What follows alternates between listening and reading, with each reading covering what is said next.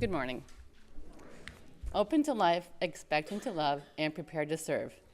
When my daughter and I were asked to present our thoughts about this statement, she was so excited and I was filled with dread. It took 3 times of asking before I gave a hesitant yes. But here I am now, and I hope that my words may be as slightly helpful to you as they have been for me to write them down. Open to life, expecting to love, and prepared to serve. I am prepared to serve. I am a worker. I always have been and always will be. As a child and a young adult, God was a motivator behind this.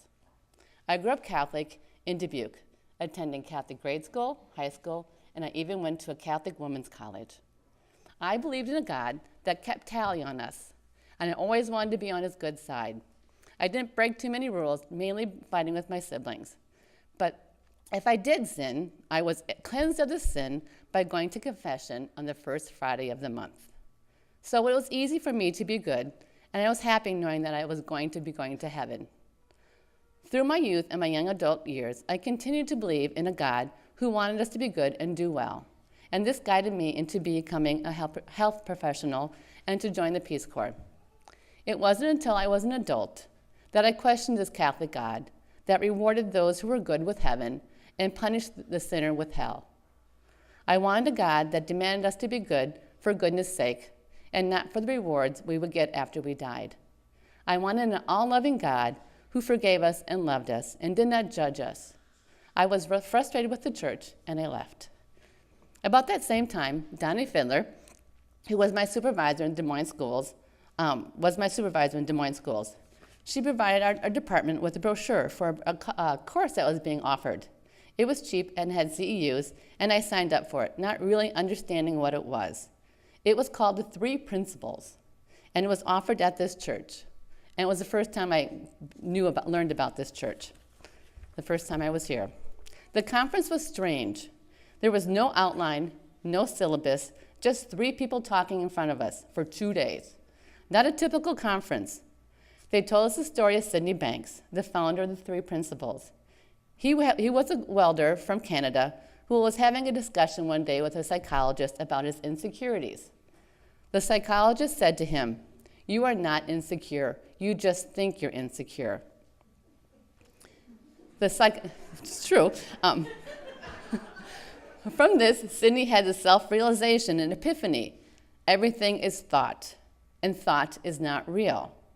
If we can move beyond this thought, we will find peace. The 3 principles that I learned about at this conference were the principles of universal mind, universal thought, and universal consciousness. This is Sid's definition of the 3 principles. Universal mind is the intelligence of all time. Universal consciousness is a gift that allows us to see creation and all that it entails. And universal thought is a guide that allows us to be thinking creatures. Understand that? You got that? No, I didn't either. I had no idea what they were talking about. But the speakers understood it, and they had such peace about them that I wanted this too. So even though I didn't really understand the explanation of what they were saying, my soul wanted that peace. They taught us that thought is just a thought and not a reality, and if we stop thinking, our minds can be quiet. So I faked it. I was thinking positive thoughts. I was more optimistic and positive about myself, my family, and my work for periods of time. But then my own personal thoughts took over, and I lost that feeling of peace. Every once in a while over the years, I would remember and study the principles, and each time I had a little more insight. So flash forward to this May. I was asked to do this talk with Lizzie, but I was very hesitant. What would I have to say that would be of interest to anyone? I emailed back stating that I would do it, but I would need to improve my self-confidence, and I had 2 months to do it. I had a plan to fix the self-doubt. I was going to do self-intervention and improve myself, and then give a talk about this experience. Seriously, 2 months, I got it. Anyway, so I had a plan. I downloaded apps on how to meditate, on Buddhist sayings. I bought a book on gratitude. I posted pictures on Instagram of things that made me happy. I even bought a Groupon for yoga classes. I read that doing one thing every day that was outside my comfort zone would improve my self-confidence, so I tried that too. Well, as you probably surmised, I didn't finish any of these projects.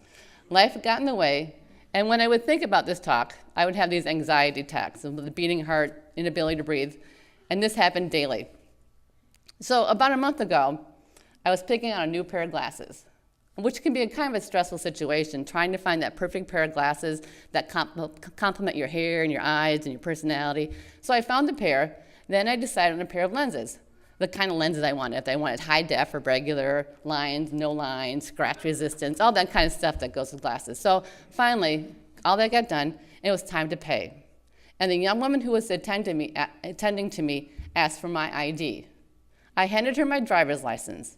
She looked at it, and then looked at me and said, "This person in the driver's license can't be you. She's smiling." I was like, whoa, which is bad. Anyway. So I mumbled an apology, and I was truly embarrassed. But it got me thinking, what is going on? How am I becoming across to people? Am I so much into my thoughts that I can't be right there with her at that moment? I cannot smile at least once in the 40 minutes that this woman is attending to my needs? It was not a good point in my life. So then I remembered the 3 principles and began to study them more. And it worked. I was able to calm my brain and think positively about speaking to all of you without anxiety or stress. So that is where I am today. And I would like to explain to you a little bit more about the principles and how they helped me. I believe these 3 principles exist, and the principles are mind, thought, and consciousness. They are a truth. If you truly believe our UU principles that every person everywhere has an inherent worth and dignity, then you too will believe in these 3 principles. Because at the root, they are from the same source, I believe. We all know that gravity exists. Even though we cannot see it, we see the effects of gravity. Gravity is a physical principle. These 3 principles are the same, but they're spiritual in nature. We can feel the effects, but we cannot see the principles. We are born with these 3 principles, and depending on your spiritual beliefs, they can be considered your soul, God, love, life energy. It really doesn't matter how you explain it. They are all within you. Cindy explains that as infants, the principles give us pure love or innate well-being. But as we grow and experience life, our egos get in the way, and our personal thoughts cloud our mind, and the 3 principles get lost. If we allow our minds to quiet and stop thinking, we can find these principles and find peace. It sounds so simple, and it really is. Here's another way to think about the principles. These are the truths. Everyone thinks, everyone is aware, and everyone has spirit. Every experience we have is a product of our thought and consciousness about that thought. We don't experience the outside world. We experience our thoughts about the outside world. Everyone experiences things differently. Some people like scary movies, some people don't. Some people like summer, some people like winter. And as you are listening to me, some of you may be thinking about what you did last night. Some of you are thinking this is hogwash. And maybe a few of you are understanding what I'm trying to say. But whatever you are thinking, it is your own personal thought. It's your way of thinking, and it's the only way you can experience life. So you can control your thinking, and then you can choose. We have all experienced the principles. We just haven't realized it. When I was a child and lost something, my mother would say to me, "Pray to St. Anthony's." And when I did, I usually found what I was looking for. I really liked St. Anthony as a child, and I thought I had a personal relationship with him. But I think what really happened was that the prayer calmed me and allowed me to have insight and clarity, and I was able to find that lost object. At my work, we have a monthly department meeting, which can be long and boring. This past meeting, I was practicing my principles, and a group of us had to present. One of my friends didn't really want to be there, and she stated she wasn't going to participate. She was in a bad place. I went into the meeting with an open mind and no preconceived ideas. It was a great meeting. I had several good ideas, other people joined in, and we had a very constructive meeting, except my friend sat with her arms crossed the whole time and didn't participate. So it's all in your state of mind. Now in my life, I have a different God that I honor. I think more of my inner God as a Holy Spirit that allows me to have peace of mind and innate well-being. I will close with a statement or quote from Sydney Banks that kind of surmises it all. He died in 2009. He says, "Change your thoughts and you will change your world."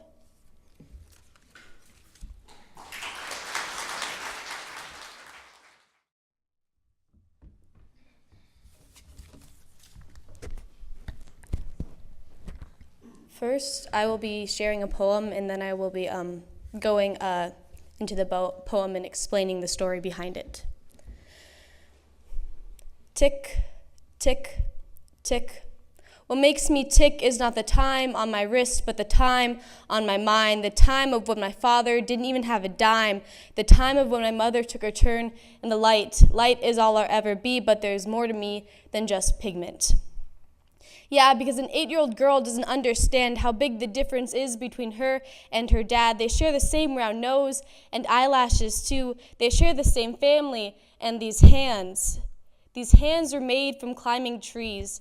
These hands are made to gather plantain leaves and use not a recipe from a book, but from memory to make tamales. These hands are mine. These hands are my father's. These hands are my ancestors, and they will be my sons and my daughters. Tick, tick, tick. The cop that pulled us over thought that she had done nothing wrong, but yet she had been following us for the past 10 minutes. My father pulled off the freeway and soon into Casey's, and instead of passing us, she kept on harassing us because in her mind that man was in Bondurant, for he was stealing, raping, kidnapping, or doing some other crime that he has never done and never will do. My father went inside and bought me a slushie so he wouldn't be a threat to his daughter, his kidnappee. And when my father was done proving that he wouldn't be a threat, we continued to drive, and she continued to follow until the blue and red lights of her car stopped us. Tick, tick, tick. Then 2 more cops arrived at the scene of the crime, blocking my father as if he could ever resign. The woman left to talk to her buddies. They laughed and joked around, poking at my father's nerves, but he did make a sound. I'm proud of my father then and now for speaking up and not being pushed down. The cops left their huddle and then came to my side this time. I opened the window and through sobs I said, "My father is a good man." She painfully agreed but said he had made a mistake. Tick, tick, tick. Was his mistake marrying a white woman and moving to the States, or was it him swerving on the road because he was drunk? He had been driving to show me the work he took pride in, the work that makes our hands different. Mine are soft and new, and his are cracked and dirty, but that day his pride had been stripped because instead of showing me his tile, he taught me how his racial profile caused him to be thought less of. And I'm not trying to make a mess of this, but just confess that her view was distorted. Tick, tick, tick. And what's funny is that cop gave me a stuffed animal. But that moose will always be more human to me than she can ever perceive because racial profile has never been a problem for me, and it never will be because when my skin is light, my father becomes darker. Why would a little white girl be traveling with a grown Hispanic man? Ask yourself that. That man is her father, and that father has a daughter who is light.